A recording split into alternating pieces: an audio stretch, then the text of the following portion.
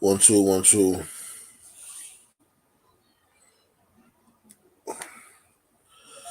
I figured I will go live so we can talk about this real crazy matter.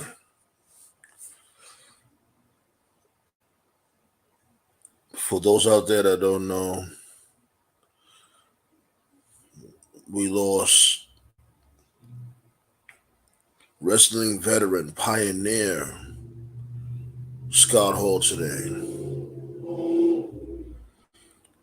If anybody didn't watch the show yesterday, no, it wasn't yesterday. The last episode, I should just say, he was basically talking about how after he tried to get hip replacement surgery, but I guess you could say it's a botched surgery,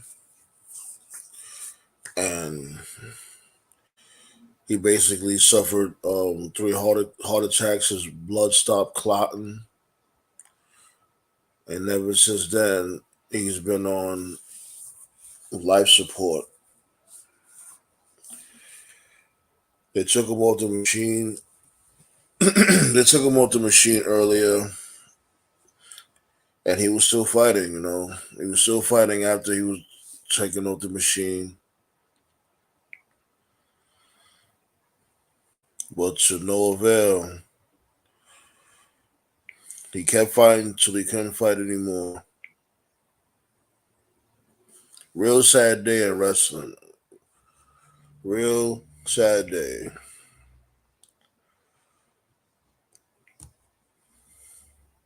So I figured we definitely got to talk about, you know, his career, because he definitely left us with a lot of memories.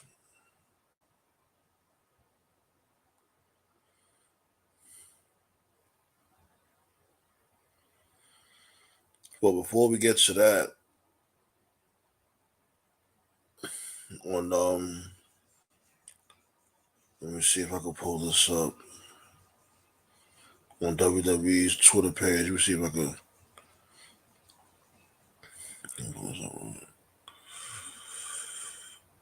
According to WWE on Twitter, they say WWE is saddened to learn that two-time WWE Hall of Famer Scott Hall has passed away. WWE extends its condolences to Hall's family, friends, and fans.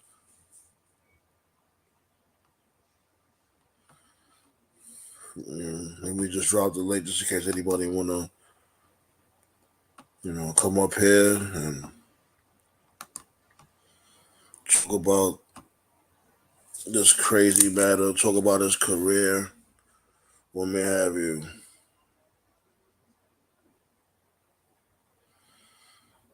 Oh man. X-Pac commented and said, wait, excuse me, I'm sorry about that. I'm reading something. I'm sorry about that. Sorry about that, y'all. It's been a long few weeks for me. But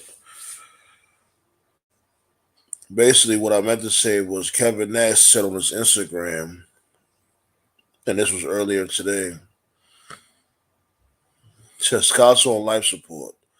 Once his family is in place, they will discontinue the life support. I'm going to lose the one person on this planet I've spent more of my life with than anyone else. My heart is broken, and I'm so very fucking sad. I love Scott with all my heart. Excuse me, wait, my phone is acting up. I'm sorry about that. I love Scott. I love Scott with all my heart, but now I have to prepare my life without him in the present.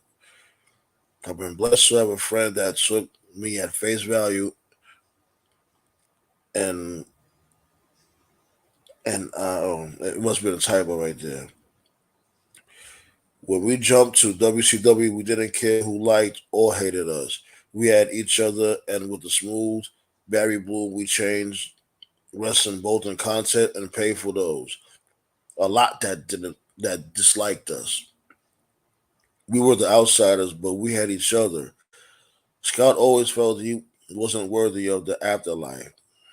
Well, God, please have some gold-plated toothpicks for my brother. My life was enriched with his take on life. He wasn't perfect, but he was always said the last perfect person to walk the planet Earth. They nailed to a cross.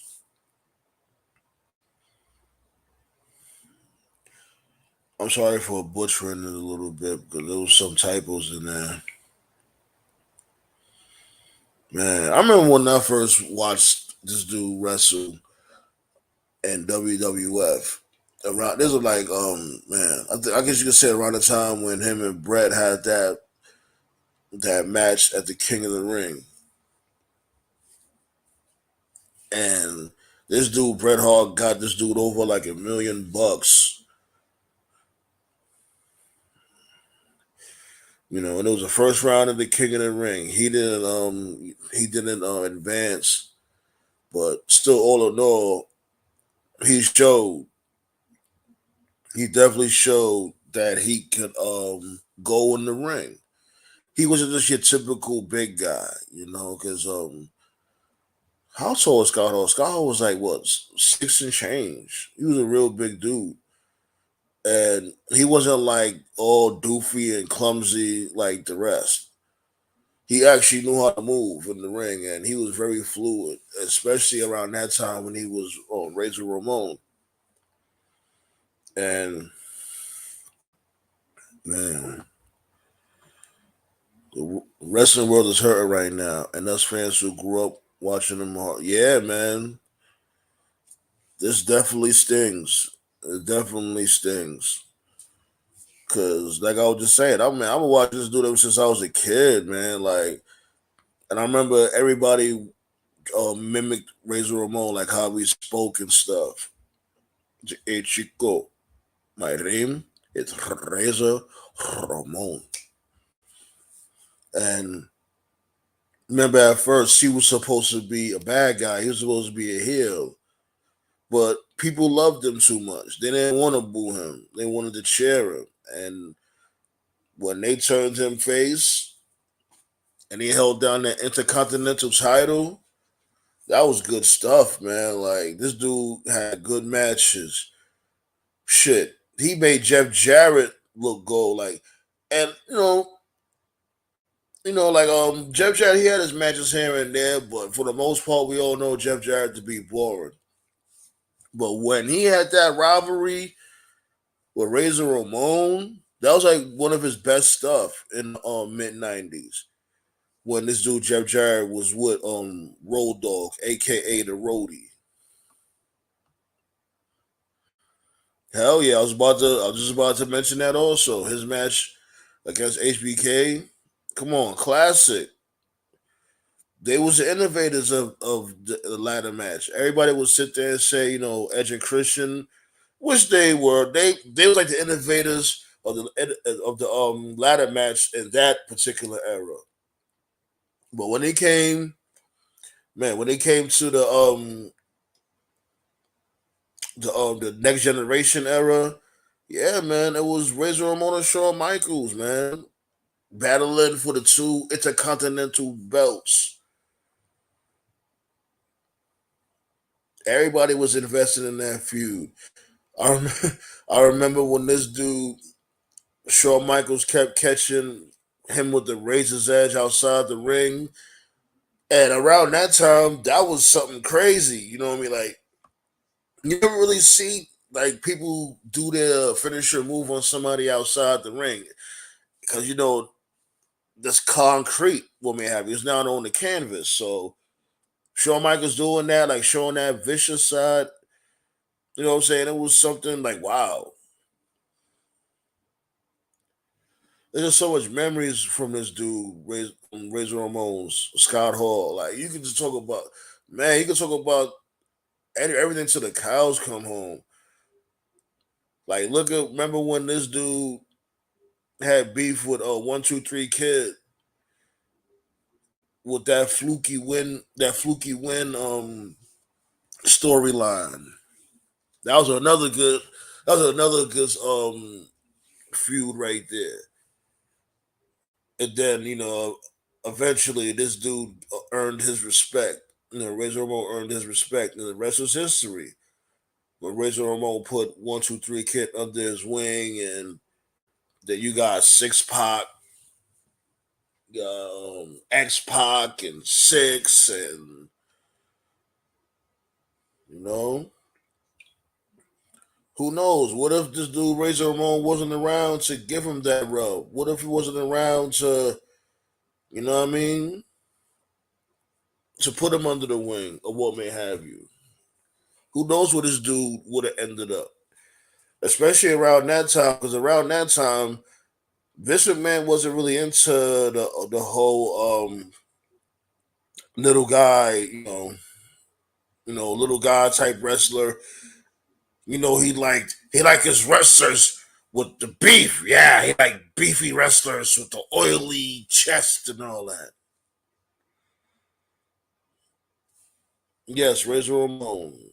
Yes, Razor Ramon. We unfortunately lost him today.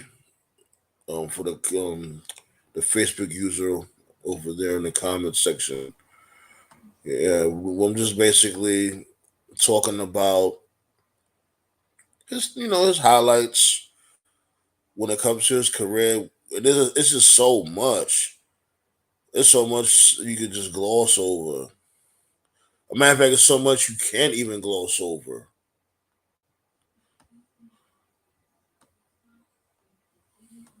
Man, it's crazy. And I was just watching the Survivor Series with him, with him, and he was with he was in the season. No, he was the bad guys. Yeah, the bad guys. Him, 1, 2, 3 Kid, the Head Shrinkers. And I think it was who else was it again?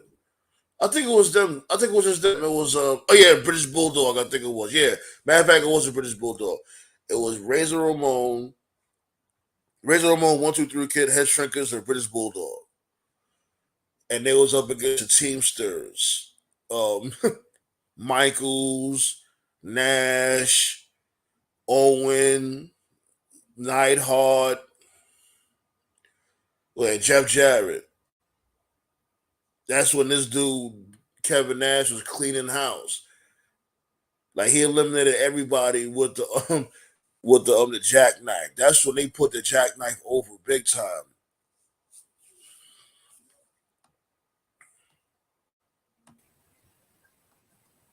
12. Hey, what's going on? Yeah, you already know the vibes, man. It sucks. It is what it is. It sucks. Yeah, you pretty much said it. There's Just trying to talk about the highlights and stuff. Don't want it to be too gloomy. We can still celebrate his career and him bringing entertainment to our household as kids and stuff, and grew up watching his work.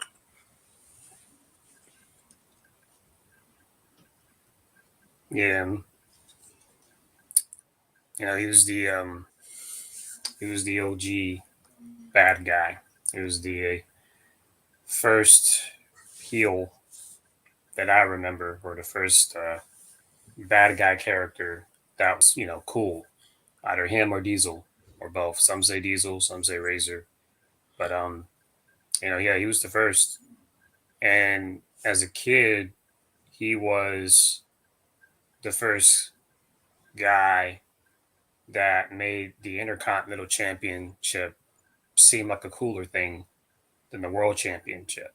Right. I've never seen a title look as good on someone as it did on Scotty. And there were a few, like, it's hard for me to say who was my favorite. Like, for the longest time, my favorite Intercontinental Champion was always between Razor and Mr. Perfect. Because Perfect was just cool too. When he would do like Right. the skits of, like the tennis court and the basketball thing, and uh, Football. right. And then another person in the conversation, I have to research this because I'm not exactly sure. Um, I was too young when it happened, so I had to go back and look at clips. But another person who really did something different was Macho Man.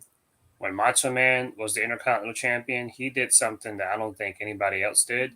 He referred to it as the Intercontinental Heavyweight Championship. No one's ever added heavyweight on it except him. And he never really wore it. He would carry it with him, like how you carry like a briefcase or something, you know. Right.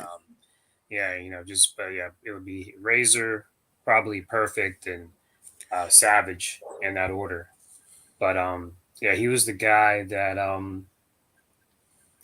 really started the Monday Night War. He was the first face you saw where he came out and said, Right.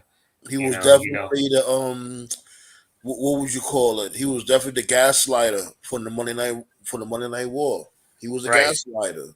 or he said, you know who I am, but you don't know why I'm here. So, he started it. I always remember that segment where Sting got in his face and Sting was like, "You're in the jungle, baby. You know where you are? You're in WCW. Three of the best, three of the best." And You're he the said, "I big got a big boys surprise." play. Right, right. Yeah. So, but yeah, man. The funny thing too is sometimes you forget some of the stuff.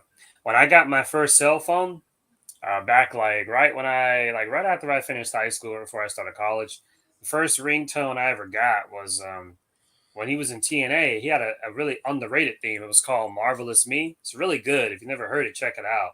And like We was talking about that yesterday. I'm just trying to figure out, like, is it the one when they was with the Kings of Wrestling? It was Scott Hall, Kevin Nash, and Jarrett. Was it that theme when it was three I'm together?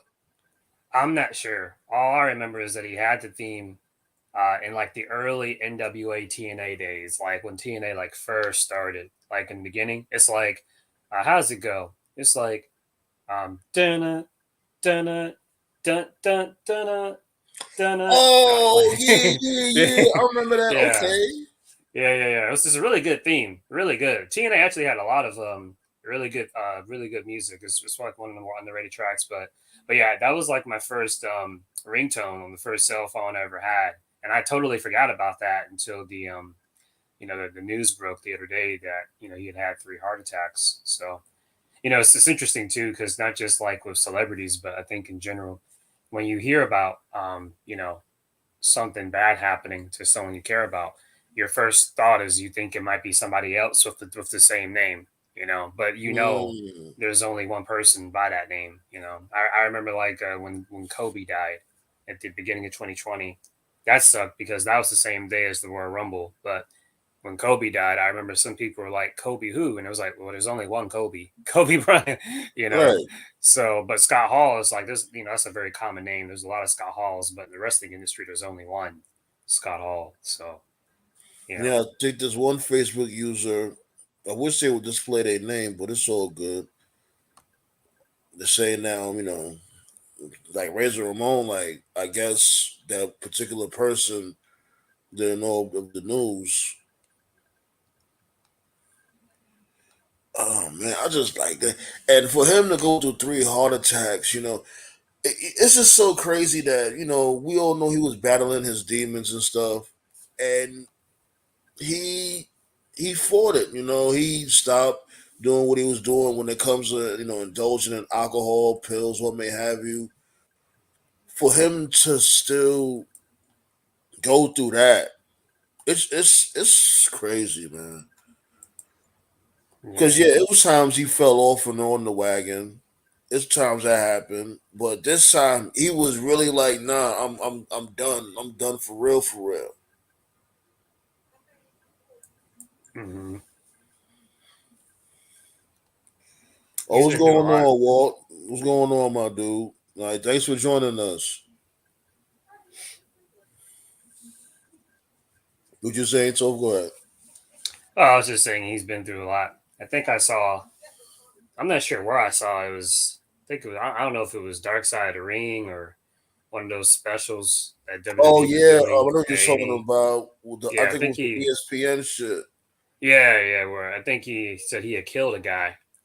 He didn't mean to, but I think like he was a bouncer, and like the guy went for the gun, and then he got the gun first. So it was like kill or be Kill or killed, be killed. Yeah. pretty much. So you know they went through a lot We of were stuff talking back in about those that days. yesterday. Like we were talking about a lot yesterday. For people out there, um, check out episode 15, man. Like, that's why I figured, it's only, I guess, go live today, to basically continue on with this story. And yeah, it's sad that happened, but he had a hell of a career, man. That we could definitely celebrate and be thankful for. And was when it comes to us wrestling fans, like I was just saying, like with 1, 2, 3 Kid, you know, what if this dude never put 1, 2, 3 Kid under the wing? Like who knows where his career would have ended up? Because remember around that time, Vince wasn't really into like little wrestlers and stuff. Like Shawn Michaels was a little dude, but 1, 2, 3 Kid was much more smaller than him when it comes to weight. Hmm. And then like what you just brought up with him being the gaslighter for the whole Monday Night War. Like with anybody else, I don't think it would have had the same effect. Like they made sure it was him because he's a beast on the mic, and he just had that presence, that cool factor, oozing machismo, as you will. Because what if somebody else would have came out there and been the gaslighter for the Monday Night War? You think it would have had the same effect? Like, I don't think so. Yeah, I don't think so either. Cause I remember when we all thought, like, what I mean, when he first came out, he was like, wow, like, what is he doing there? Yada yada yada. And then Nash came out. First thing everybody thought, like, yo, let me find out WWF is invading WCW. That was the first thing everybody thought.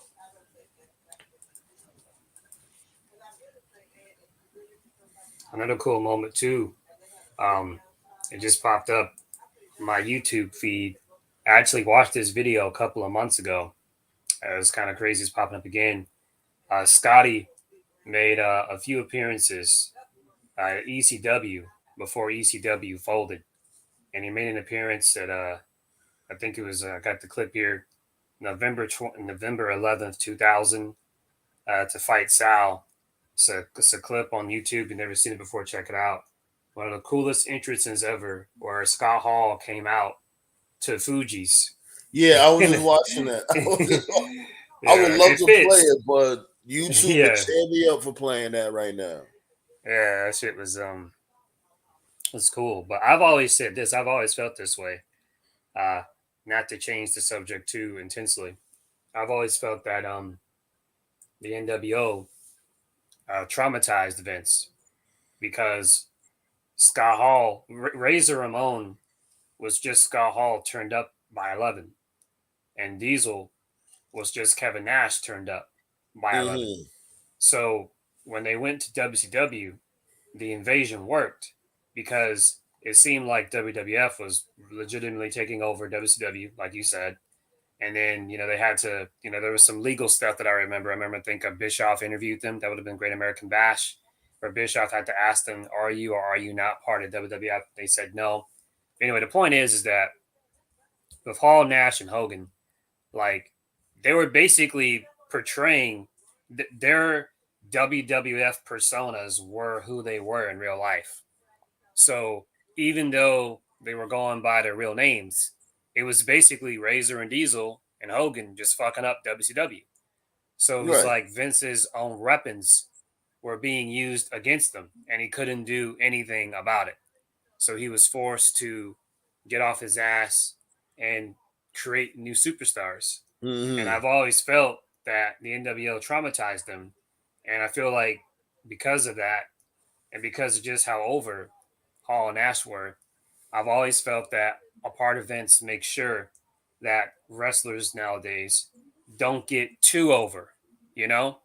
Like they'll get Mm, over, but not like over to the point where they're bigger than the company. It's like he'll let them get over, but not so over so it's like they become this larger than life star. Nowadays, it's like when people get released, whether they're fired or whether their contract expires or whatever, it's like they leave and go elsewhere. And it's like nobody really gives a shit. But right. that's not how it would have been like, 20, 25 years ago because they were so big. So it's almost as if I feel like the NWO kind of left a scar in Vince's like ego, psyche or whatever that's still there to I this believe day. so. They was beating them in the ratings for like what, over a year. Yeah, 83 weeks to be specific. Yeah. Yeah, shit. So of course that was the only company known to do that, and it was because of the NWO, because NWO just had that cool factor. Like the thing is with NWO, what made this shit so cool is that they struck while iron is hot. Around that time, you had gangster rap on the rise, and Hmm. people was talking about like Bloods and Crips and stuff a lot more around that time. That's why they came out with the Wolfpack. With the all red and Conan wearing the red flag around his forehead, and that's what you call striking while the iron is hot. They had their posts to the streets. Yeah. That's why they was able to captivate everything. You know what I'm saying? You was able to have the wrestling for us wrestling fans. You had, something for everybody, for the wrestling fans, for the people in the streets. You know what I'm saying? It was just all there. And I you'll never think the get that um, again. I think the Wolfpack is probably um, I gotta find a way to word it.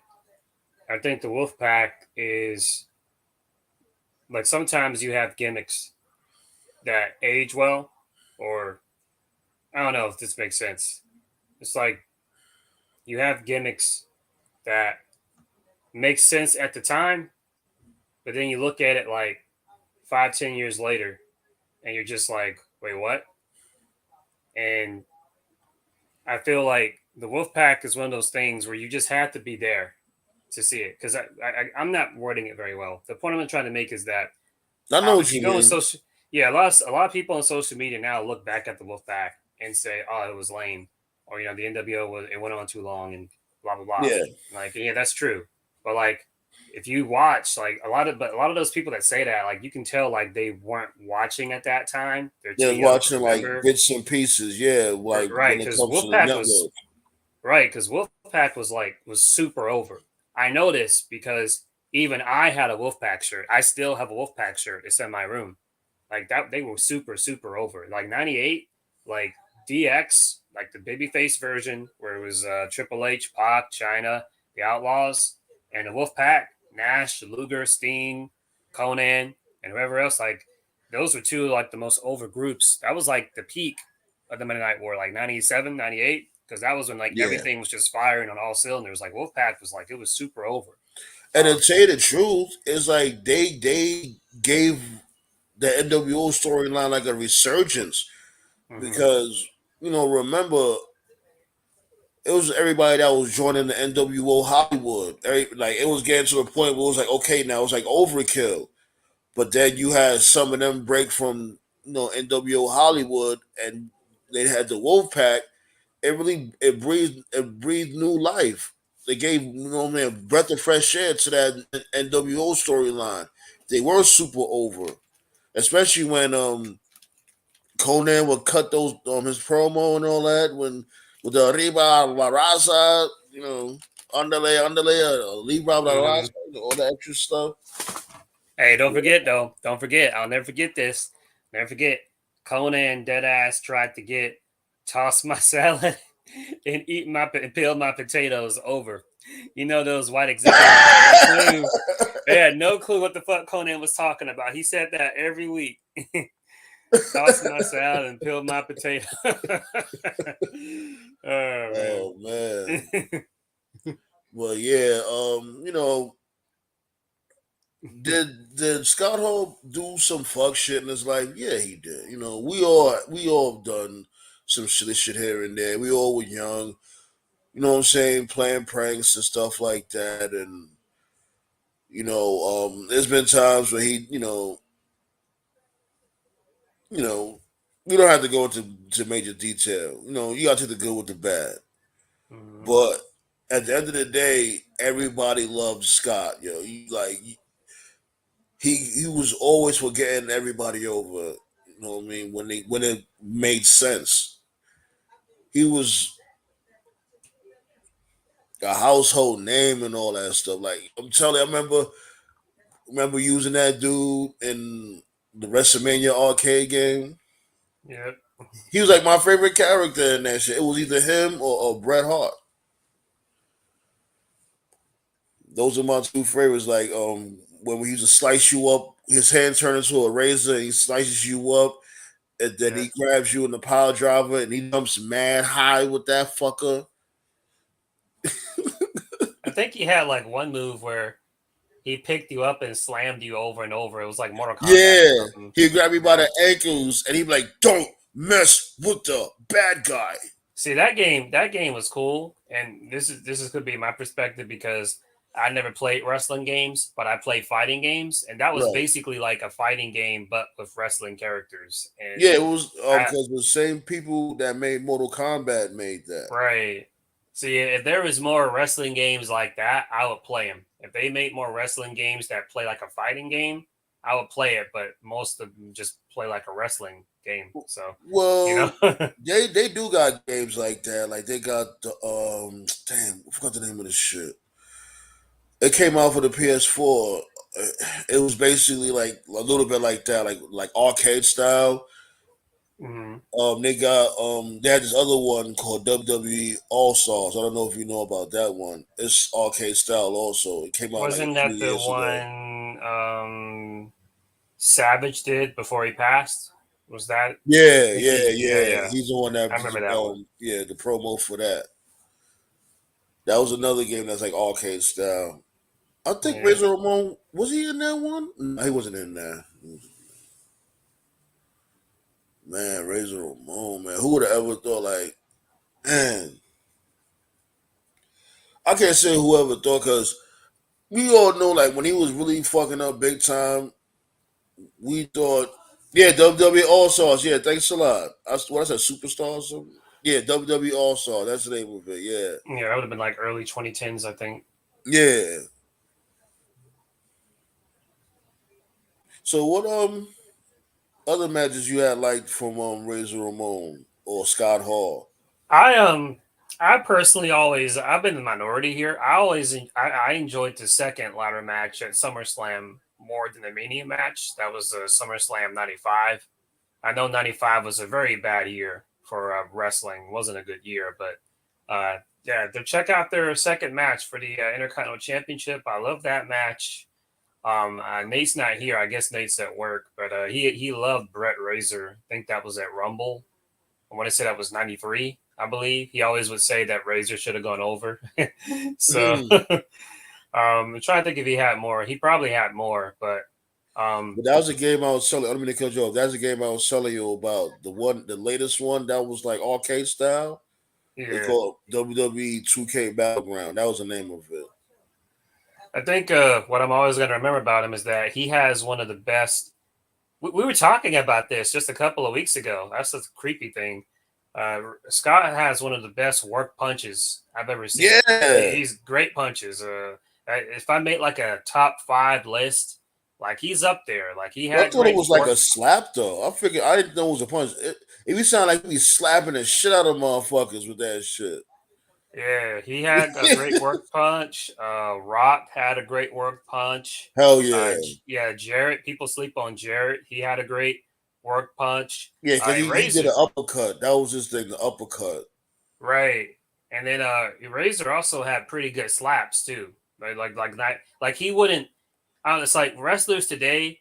They put you in the corner and you know a knife edge chop is coming, but like he was chill with it. Like he would put you there and he would just like do it kind of casually, like you wouldn't see it coming.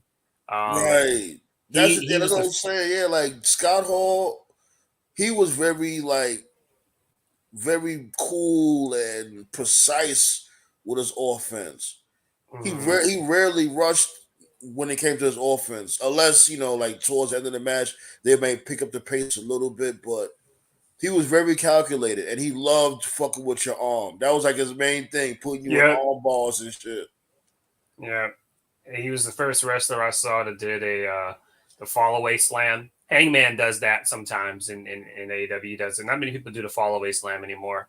Most nowadays will just do a full up Spanish fly to do like a full rotation, but the way he did it, like he just kind of threw you.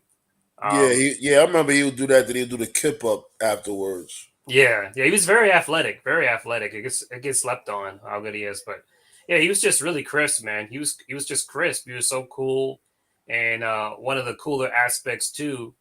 Um, if you go watch one of Razor's matches now, and he even did this in WCW. The Razor theme plays. You hear like the little car crash thing, and Razor Scott had said one time that Vince walked up to him and he was like, "No, no, no, you should make him wait." And he's like, "What do you mean?" And Vince was like, "When most wrestlers come out, their theme music plays and they come out immediately."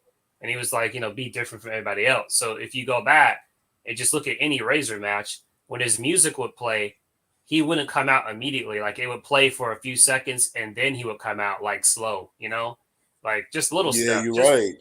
just The little you stuff hear that the he car did. screeching. Yeah, Yeah, just little stuff that he did that just you know he's one of the best aged wrestlers because like you could look at like a lot of wrestlers from like the late 80s early 90s and they just wrestle with like what was popular at that time, but he's one of the few guys that you can still look like I can still look at a Razor match from like 92, yeah. 93, 94, like and it still holds up even with today's style you know And that's what I was just talking about before you came up here. I was just talking about with the Survivor Series with the bad guys versus the Teamsters. I was just watching that shit like a couple of days ago. mm, Man, good times, man. Like, yeah. Yeah, he's a very giving guy, like you said. He was always, one of the big questions too is, and it's not just with Razor, it's with a lot of people. A lot of people say, how come he was never world champion?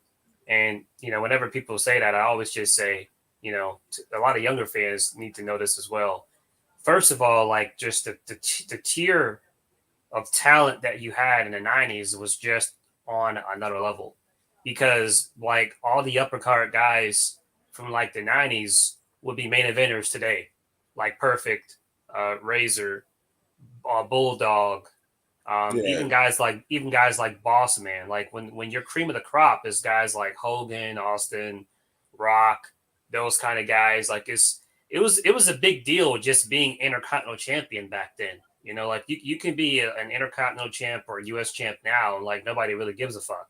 That's just how far the belt has fallen, and I don't want to turn it into like an anti-modern day WWE thing. But I let would me say ask you for this. Let me ask you this. mhm. Oh, wait, you was gonna come to a conclusion. Go ahead. My bad. Oh, I was really gonna say was with Scotty is that one he had his problems, so that was one reason.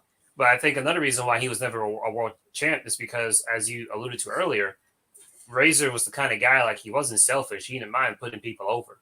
He Right. didn't mind making folks look good. If he had had more of an ego like Triple H or Hogan, then he probably would have been a world champion. But he just didn't mind. He didn't mind helping others look good. He was always like that. He was like that in AWA, WCW, WWE, TNA. He always was. He was a very Yeah. giving guy. And I was saying that earlier. I was saying that earlier and stuff like when it came to that match with him and Brett, how they made each other look like $1 million in the first round King of the Ring tournament, the first ever Mm, King of the Ring. That's another one of my favorite matches. And remember, that's around the time where it was like I guess you could say like a sink or swim when it right. comes to Scott Hall or the character Razor Ramon. And after that, not too long after that, they turned him face. He went on a major push, had good matches with Jeff Jarrett. Like, man, Yeah. I wanted to ask you this though. You think if he wouldn't have left, you think he would have eventually had the heavyweight strap? Like probably like beat like a Bret Hart I for think like a, so. basically just basically to get his win back from I the King I, of the Ring I think tournament. if he had stayed, he probably would have been champ in '97 because '97 was the year when they were in the process of figuring it out. Like if you look at '97, the belt changed a lot in '97. Sid beat Sean at Survivor Series '96, and then he dropped it back to Michaels at Rumble '97. And as we all know, Michaels was supposed to do the job to Brett.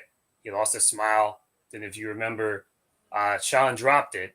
Then Brett won it at In Your House Final Four. Then he dropped it the very next night to Sid on Raw, and then Sid dropped it to Taker at Mania 13. Taker had it till SummerSlam. Then he dropped it To Bret. to Brett when Mm-hmm. Sean screwed him, and then Brett lost it in the screw job to Michaels, and then Michaels had it for the rest of that year. But anyway, I didn't mean to go through a history lesson, No, but no, no. That's good, man. You they know how we do. yeah, but they were in the process of figuring out like that was the year where Vince was they were getting their ass kicked. '97 is a great year. It's a great year, and but WCW and the NWO they were just so hot that most people weren't really watching at that time. So Vince had figured out like we got to change shit up, and by the end of the year, that was when you could see like they were doing Attitude Era shit. So I Right. think if he had stayed, Razor would have been champ at I some believe point so too. in '97. He probably would have been champ. I probably would say somewhere between spring to summer, between March to like June, July of '97. I think he would have been champ if he had stayed I because believe so too. he was already like a four. I don't know how many times he won the Intercontinental title. He was at least like a 4 or 5 time Intercontinental champ. So I'm pretty sure of that. Yeah, So because around that time it's like okay, you already done conquered the mid card. He was yeah. already a heavyweight, so it wouldn't have been nothing for him to just go right in the heavyweight division and be the number one contender. Mm-hmm. And I wouldn't have mind seeing a match between him and Brett once again, especially they more seasoned than Mm-hmm. when the first time they fought in the King of the Ring. Man, just imagine that match. I think the only thing that would have been different if he stayed is it would be debatable like what would have happened with like in later years like if he had stayed. um, I can't say with confidence that Edge and Christian, the Hardys and the Dudleys, like those guys would have been big regardless, but like the whole TLC thing was able to happen because like Sean and Razor were gone.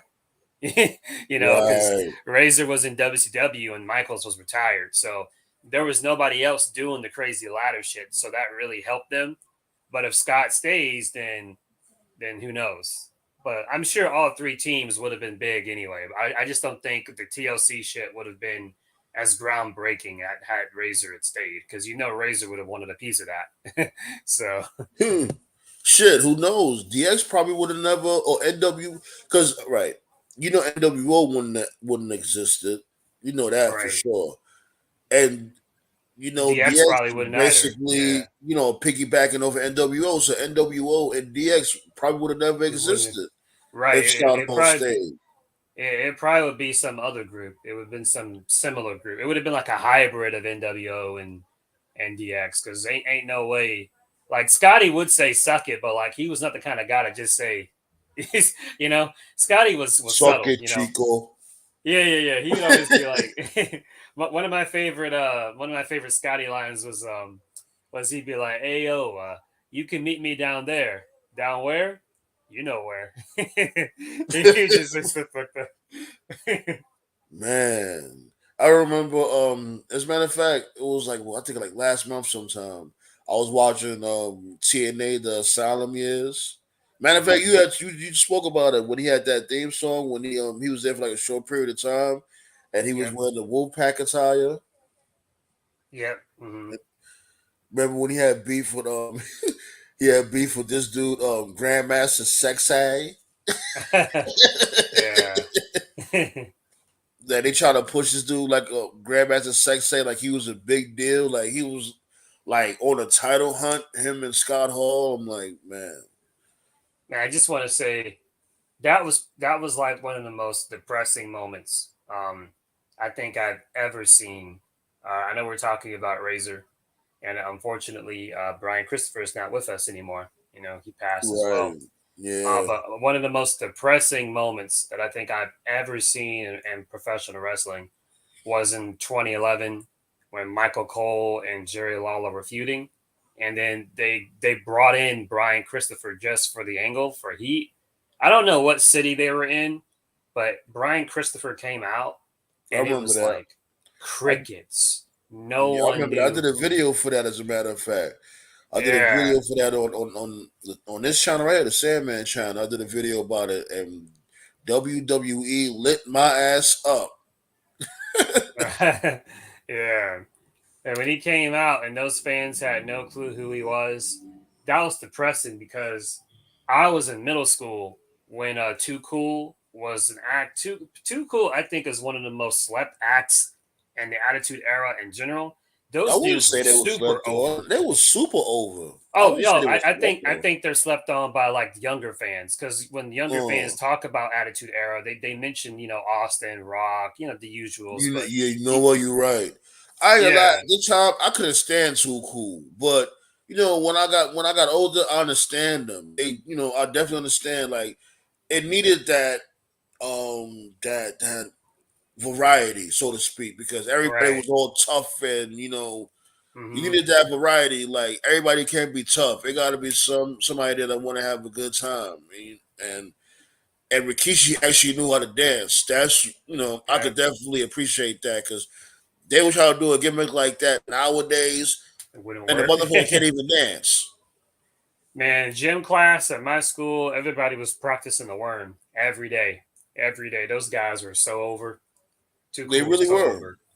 Mm. You know what it is too, because I guess because I didn't like the fact that they had the radicals looking like ham and eggers struggling against Too Cool. I'm like, come on, because I'm used to these dudes being beasts in WCW, but they come over here, they're struggling to Scotty Too Hottie. Come on.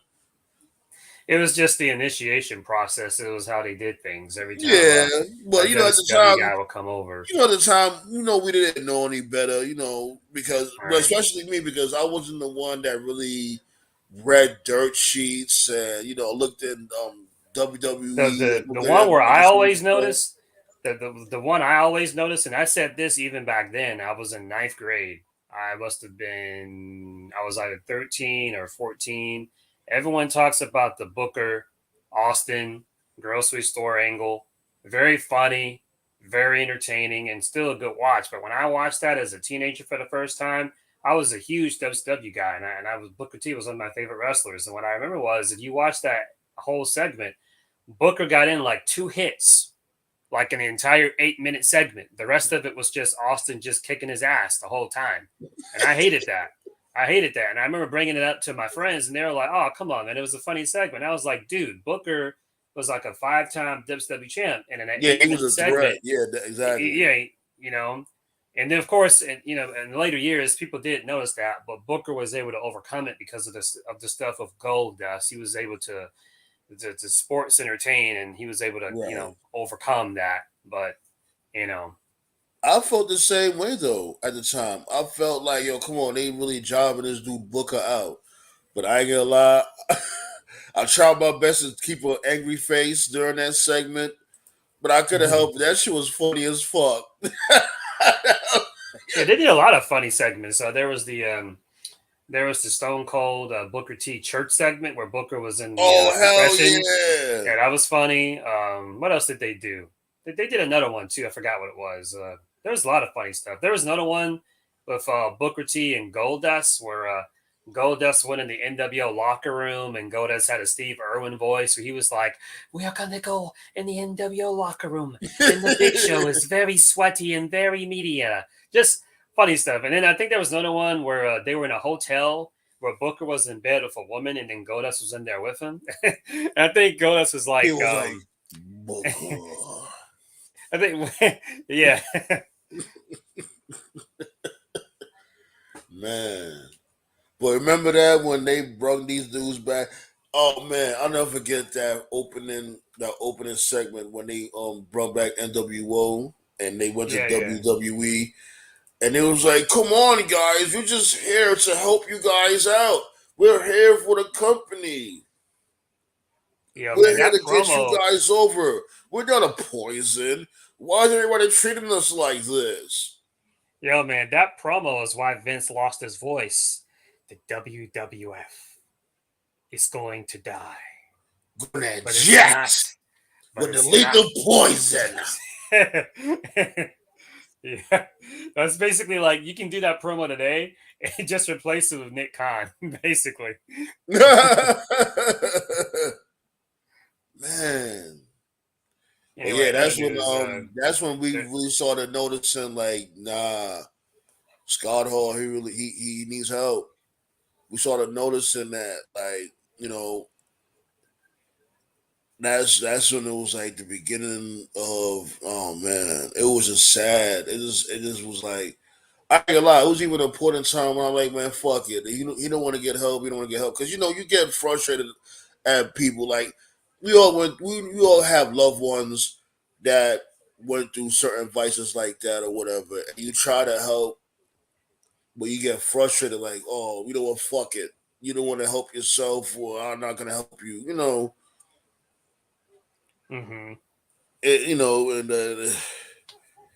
I like I said, I could just say this with him, like, man, look, he won against his demons because thank God that's not what he passed from. right. It sucks that he passed, yes, but at least he fought his demons and he won. A lot of people can't say that. A lot of people they will try to fight their demons or whatever, but end up succumbing to them, or they will relapse. And but Scott Hall's a fighter, man. He was a fighter, and I think the least WWE could do is really start treating the Intercontinental title with more respect, at least for Scott Hall's sake, because you know what I'm saying. We need that next mid Carter, that star mid Carter that's larger than life. Man, Scott Hall was larger than life. Like Scott, even when he was an older guy, he could just walk down the street somewhere. You know who that is. Household name and everything. He was the one that made it cool to be a bad guy. Yep. He said he beat his demons and dropped the weight from DDP yoga, man. Oh man, I can only imagine how DDP is feeling. I could, man. Yeah, people are talking on. I was really avoiding social media.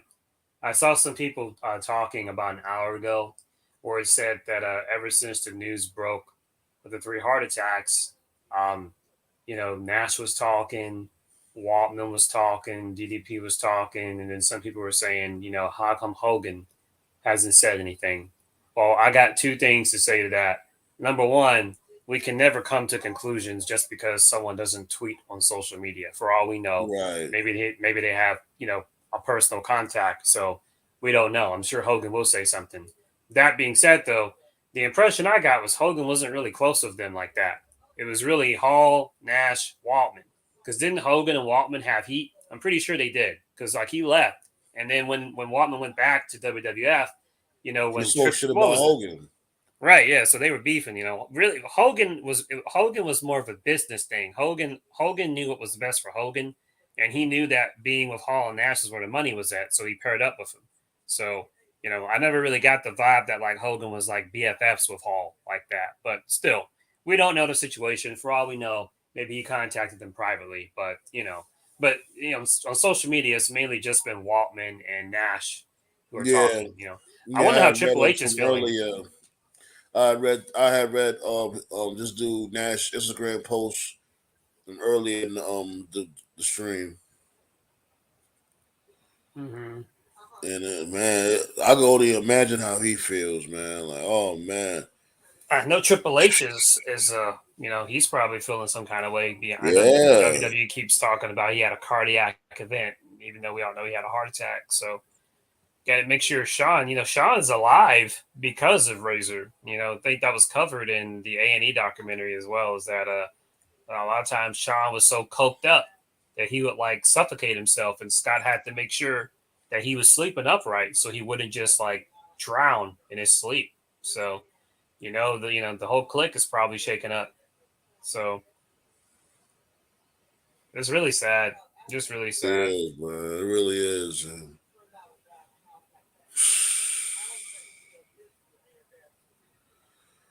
I think the last time wrestling death affected me like this was when Bobby the Brain Heenan passed. Because when Bobby passed, right, I was just yeah, kind of numb the whole day. I didn't. I remember when he died, I didn't watch wrestling for like 2 weeks because it was just like, I didn't care. I'm kind of like that right now. I got Raw on the background just in case Cody shows up because they are in Jacksonville, but he's I not kind of gonna don't show care. up. I'll be shocked if he showed up. Cody is working us all, and it's okay that he's working us. I love it. Hey, He's Cody, bringing intrigue to wrestling on both brands. Cody is he's actually doing what Scott Hall said. Ironically enough, Scott Hall said in this business you can make friends, or you can make money. I got friends. I'm here to make money. So Oh, Scott! that's I what. thought Kevin Nash said that. Who knows? It could have been Nash, or they both lived by it. I know that much. You're So right, right. that's what That's Cody's how they went to doing. WCW. All Kevin right. Nash Well, is like, I mean, well, nah, who left first? It was Scott Hall. It was Scott Hall. Yeah, he was like, man, look, I say that again. What you gonna say? I was gonna say I actually have no clue. It's weird because if you actually find the wrestle, I want to say Scotty left first, but I don't know. But like if you actually look up the WrestleMania 12 poster, Razor's on it, but he was never on the card. But Right. Diesel was on the card. I don't remember Razor's last match. I really don't. As a matter All of I fact, nah, remember, Scott left first because I remember Diesel he had fought Bum the Taker. That was like his last match in WrestleMania. no, And remember he Scott fought Hall already had Michaels. left. Remember he fought Michaels the next month. Good friends, better enemies. Remember in your house. Wait, hold on. I gotta look it up. Yeah, the next pay per view was in your house. Sean's first defense was against Diesel, and he took that guy's leg. I forgot the guy. He was a Hall of Famer. He took off his leg and he beat Oh, Michaels with it. I thought I could have sworn that his last match was with Undertaker at No, WrestleMania. that was Mania. He had another match with Michaels the next month. Look it up. That was Sean's first defense. His first Okay. defense was against Diesel. That was the Vince McMahon call. Just let it be over. Just let it be over. It came from that match because Diesel powerbombed Michaels through a table. Just let it be over, Sean. Just let it be over. Yeah, I Didn't still got. so Sid Justice did the same thing to Shawn Michaels too? I don't Powerbomb him remember to the that. table? I don't remember Sid doing that. He may have. I don't recall him doing that Yeah, though. this dude was a face, Shawn Michaels, and this when he was with that Jose Lothario dude. Yeah, Jose. Jose. I've heard that name. A fucking Sid could have taken a shit in Jose's mouth, and Madison Square Garden would have still cheered. Yeah, Yeah, remember he was a so-called dude that trained Shawn Michaels to help him win and beat Bret Hart for the heavyweight title at that WrestleMania WrestleMania 12. 12. Yeah. Yep. But they all did the live event though. They all worked. I think Razor was doing live events because I don't recall him being on TV. Because the curtain call was the last one they did. That was the Madison Square Garden live event, I suppose. Yeah. You all remember that. You all remember But that current call. but yeah, whatever Cody's doing, he's playing both sides for the money. So good on him.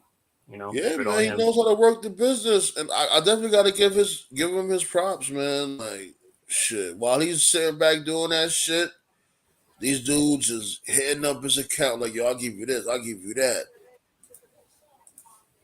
just bidding on this dude. He's going through a bidding war right now while he's just sitting back. He's like, I'm not coming back until I get paid more than John Moxley. And that's gonna open the floodgates. You already know if he was to come back to AEW and he's getting paid more than Moxley, you know damn well the Bucks is not hearing that. You know they're Yeah, gonna want that same bread. it's So, always down the money. of That was when course, I knew.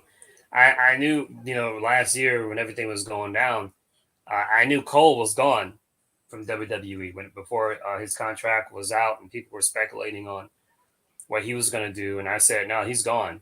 And I knew he was gone because of his Twitch thing. Because Cole said that whatever happened, he was going to keep his Twitch. yeah, And I said, if they keep him, then that's going to create a scenario where one wrestler can be like, well, how come he has his Twitch? I want my Twitch, right, So you can't give it to Cole, but then be like, fuck everybody else. So for that reason, I was like, this dude's gone. He's going to go to AEW where he can just do whatever the fuck he wants and not have to worry about anything. And that's exactly what happened. So all right. about the money. So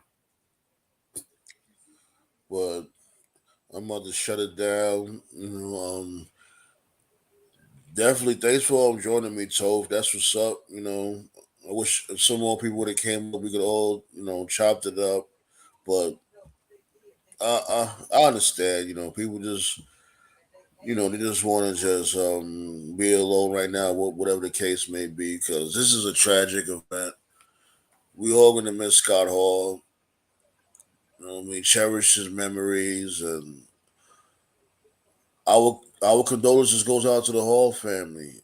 And, man, it just sucks. And I also want to say, Scott Hall, thanks for the memories.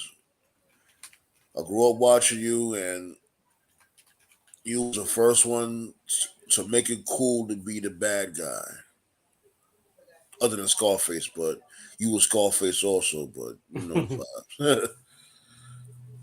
you got any last words for Scott Hall?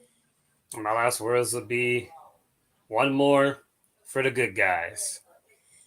All right. And on that note, we up out of here, B. I'll go live again, and I'll let y'all know ahead of time. All right, later. All right. Rest in peace, Scott Hall. We're gonna miss you.